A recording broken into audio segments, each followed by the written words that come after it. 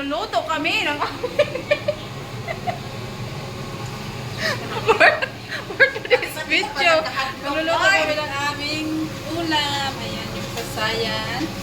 Saka nagpapulo kami ng munggo. Yan yung update sa mga katulong na iniwan ng amo. Ayan. Yan yung aming lulutuin. Sarap ng buhay namin pag walang amo. Pero pag may amo na, mangangayat na naman kami kasi hindi na kami makakain ng masarap. Kaya ngayon, ang sarap lahat ng mga pagkain namin. Ayan, nagluto kami ng shrimp. At saka, gulay na munggo. Ayan. Kakain kami ng tanghali. Buhay ng mga katulong dito sa Kuwait pag walang amo. Sarap ng buhay. Magigising ka ng tanghali. Tapos pagising mo, makapag-almusal ka. Makaluto ka ng kung ano-ano. Pag may amo na, gising ka ng maaga. Pagkatapos, hindi ka na makaalmusal halos. Makalimutan mo na. Pasukan pa. Pasukan pa. Diyos ko. Kaya pa, para sa ekonomiya. Laban lang, laban. Ayan yung munggo. Oh. Lapit na rin siyang maluto.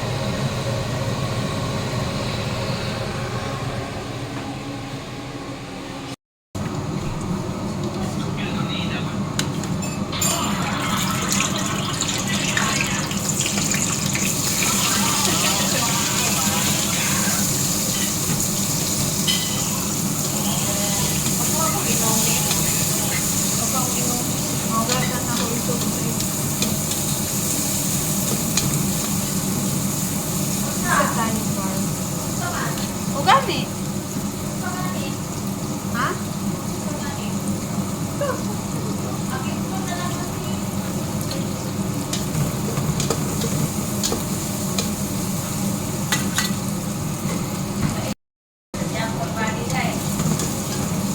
Ito kasal.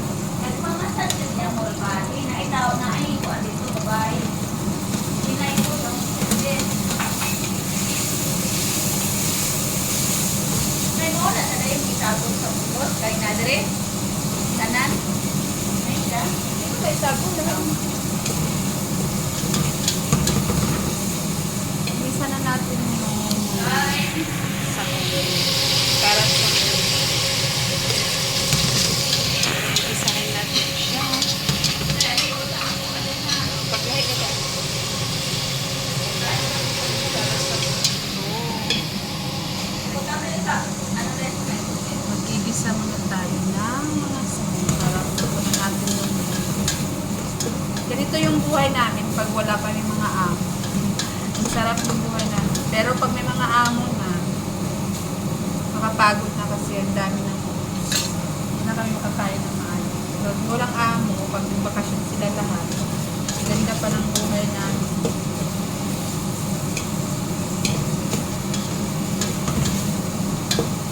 Makakaluto kami ng mga kung anong gusto namin lutuin, anong gusto namin kakainin, yan ang luto namin.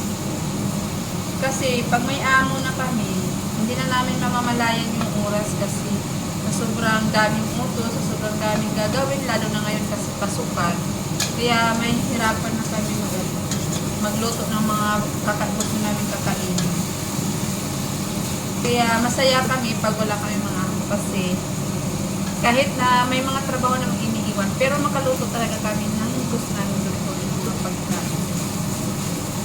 Yun lang talagang maganda. Tapos pag may amo na, syempre, hindi na kami makaluluto. So, ang kakainin na namin yung pagkain, yung niluluto ng kusinero, yung Bangladesh.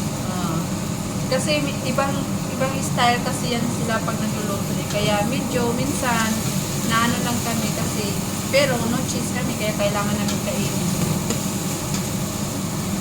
Kailangan namin kumain sa kung anong hinahain niya kasi hindi na kami makaluto ng sa amin. Wala na kaming oras kasi lalo na ngayon pagpasukan, magsusundo pa kami ng mga alaga namin, magprepare pa kami ng mga lunch nila, hindi wala kaming oras. Mas maaga pa kami magising. Minsan nga, yung almusal namin nakakalimutan namin kasi sa sobrang dami na.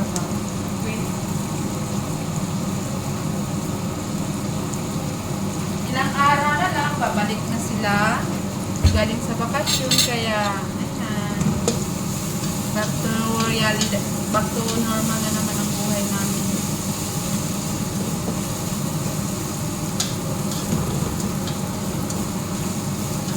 Okay lang yan, carry lang yan para sa mga pangarap natin sa buhay. Kayang tiisin, di ba? Okay naman yung luto ng isang ng kusinero namin. Kaso minsan yung lasa talaga, iba talaga yung panglasa natin sa panglasa ng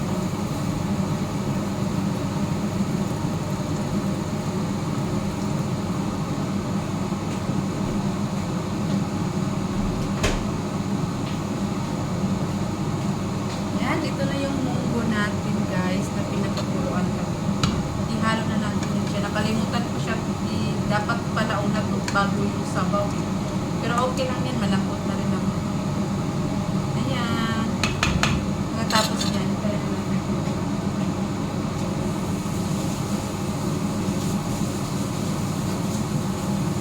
Ano pala kanila sorry ang cooking sa solar? Sasabi pa rin sa Mari ka pala po na siya gamay. panglaban natin, tanula, di ba? May tanim kasi kami dito sa garden namin ng tanglad at saka malunggay. Kaya pag anytime namin gusto magsabaw or magluto kami ng mga Filipino food na gagamitan ng tanglad, lalo na yung mag-grill, ayan, gagamit kami dito. Kaya may tanim yung kusinero.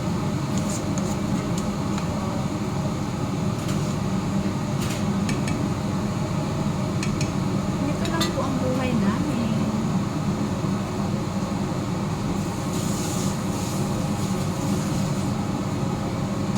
Ang buhay pa man. I-update ko kayo mamaya pag matapos ko ng itong maluto. Malapit na maluto ang ating munggo guys. Ayan. Kakain na rin kami after nito. Ayan. Yun ang ulam namin. Tapos ipapartner namin yung shrimp. Update ko kayo mamaya pagkatapos ito.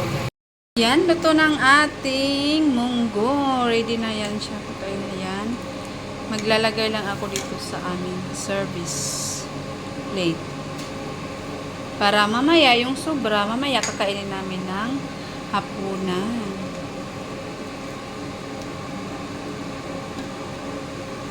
Wala pala yan siya, ano lang yan siya, munggo lang talaga yan siya lahat. Hindi na namin siya nilagyan.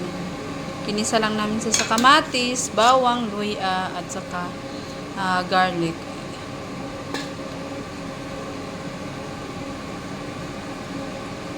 Ayan, ready na ang aming isi-serve na namin ito para kakain tayo. Ayan ang ating munggo na gulay. Ayan na, luto na. Sana all. Sana all ang buhay namin. Ayan. Kain na kami. Bye-bye.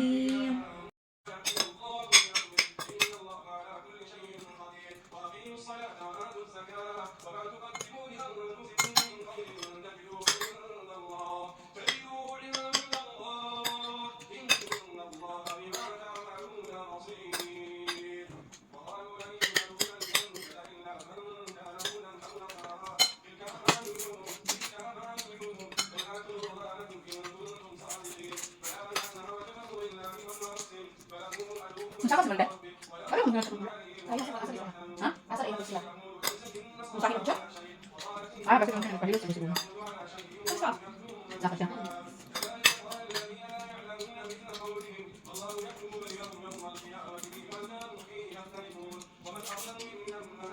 Itu yang mana kata kawan dia. Itu yang hidup siapa nak? Mana dok pindah gitu kan udah. Hidup itu sih. Bakit pa rin pila? Bakit pa rin pila? Okay ba?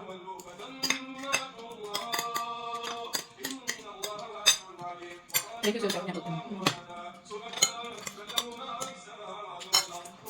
Kainin na mga buto ng people. Pag bata ka, kainin na mga buto ng people. Hindi na sila tataba din. Balik pa kanya. Masuk dito sa pagkain na. Tara na.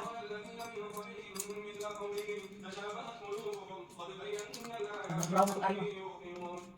Sinansa ko ang dito ba mas tortilla? Sinansa ba? Kuha mo sa tortilla sinansa? Ano ba? Kuha.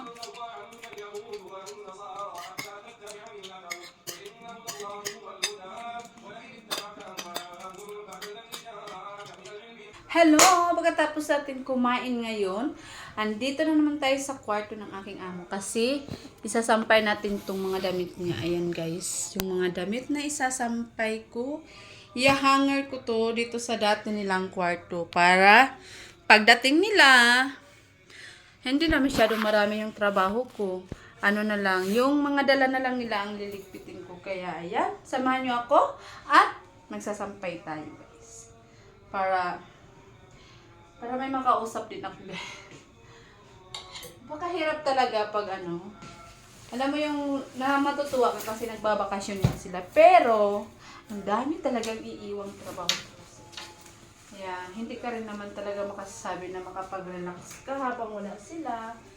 Kasi marami talagang gagawin ding trabaho. Dami kasi, lalo na ngayon kasi lumipat na kami ng bahay sa taas na kami. Kasi dati ito yung kwarto nila. So, mabilis lang yung gawain ko. Hindi masyadong marami yung lilinisan ko kasi isang kwarto lang. Tapos ngayon, ayan. Lipat na kasi yung kapatid ng amo kong lalaki. Lumipat na sa bago nilang bahay. Kaya kami doon sa taas. Kaya yun. Marami na talagang work. Ano talaga ang buhay? Mahirap lang kasi syempre mag-iisa lang ako. Tapos magluluto. Minsan kasi hindi yan sila kumakain sa luto ng kusinero. Kaya minsan sa akin nagpapaluto yan sila. Tapos may estudyante pa. Maglilinis pa ako ng bahay. Bali yung kwartong lilinisan ko sa taas kasi marami kasi. Ang laki na kasi doon. Ang laki na ng space. Kasi yung kwarto doon, ano na siya eh.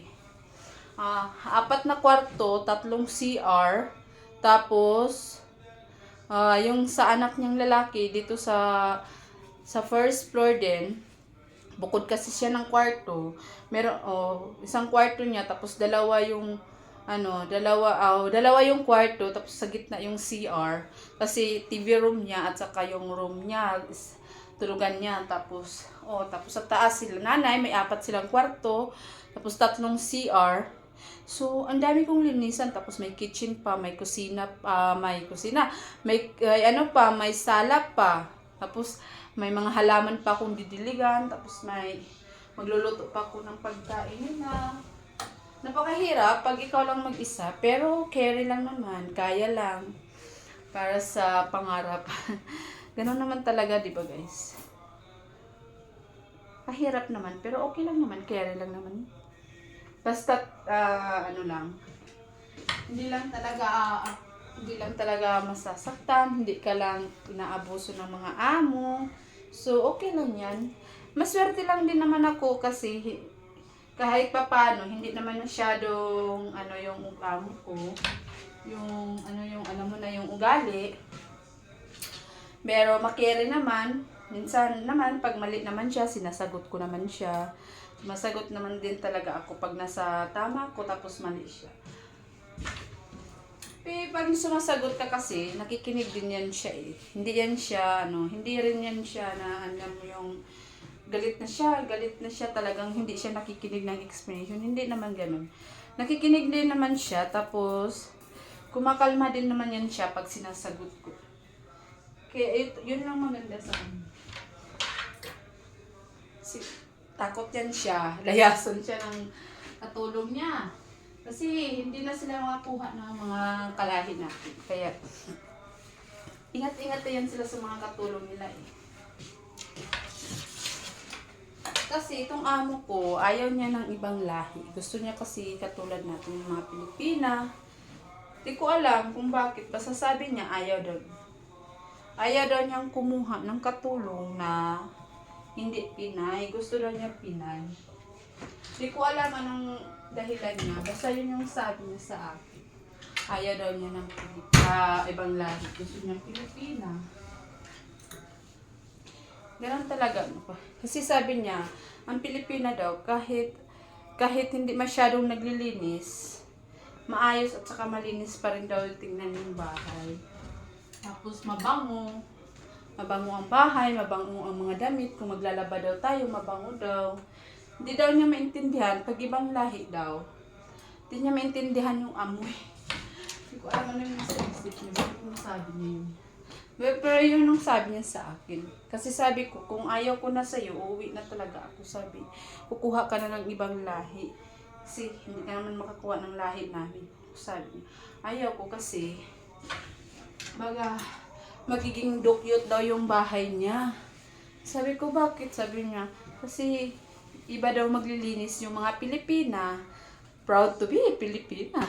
Iba daw maglilinis yung mga Pilipina kumpara sa ibang lahi. Yun yung sabi niya.